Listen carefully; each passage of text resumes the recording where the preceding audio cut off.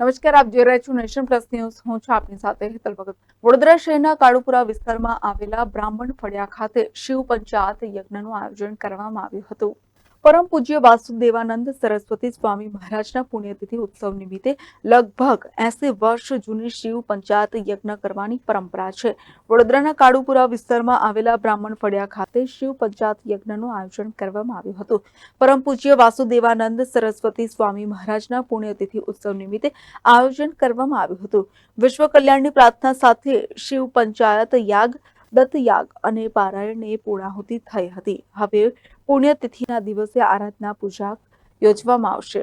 અહીંયા વાસુદેવાનંદ સરસ્વતી સ્વામી મહારાજની લગભગ 80 વર્ષથી પુણ્યતિથિ થાય છે કાળુપુરા બ્રાહ્મણ ફળિયામાં. અને એ ઘરે ગુરુચરિત્રનું પારાયણો કેટલાક કાળુપુરાના જે ભક્ત મંડળ હતા એ કરતા હતા. હવે એ લોકો દેવ થઈ ગયા, પણ પછી ત્રંબક દેવતા જે હતા એમના હાથમાં જ્યારે આ પુણ્યતિથિ થઈ ગયા એટલે 25-30 વર્ષથી સમૂહ પારાયણા દરેકના ઘરે કરતા હતા.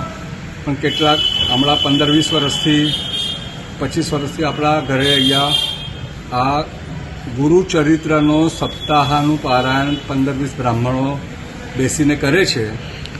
અને છેલ્લા દિવસે અમે દત્તયાગ કરતા હતા.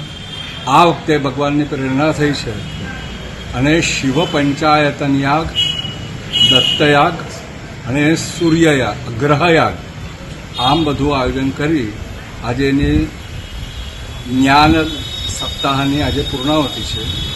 કાલે પરમ દિવસે ત્યાં પુણ્યતિથિ નટરાજ મંગલવાડીમાં. Bureau report, nation plus news, Vadodara. સમાચારોના સતત અપડેટ મેળવવા માટે અમારી નેશન પ્લસ ન્યૂઝની યુટ્યુબ ચેનલને સબસ્ક્રાઇબ કરો, બેલ આઇકન દબાવો અને જોડાયેલા રહો ફેસબુક, ઇન્સ્ટાગ્રામ અને ટ્વિટર પર.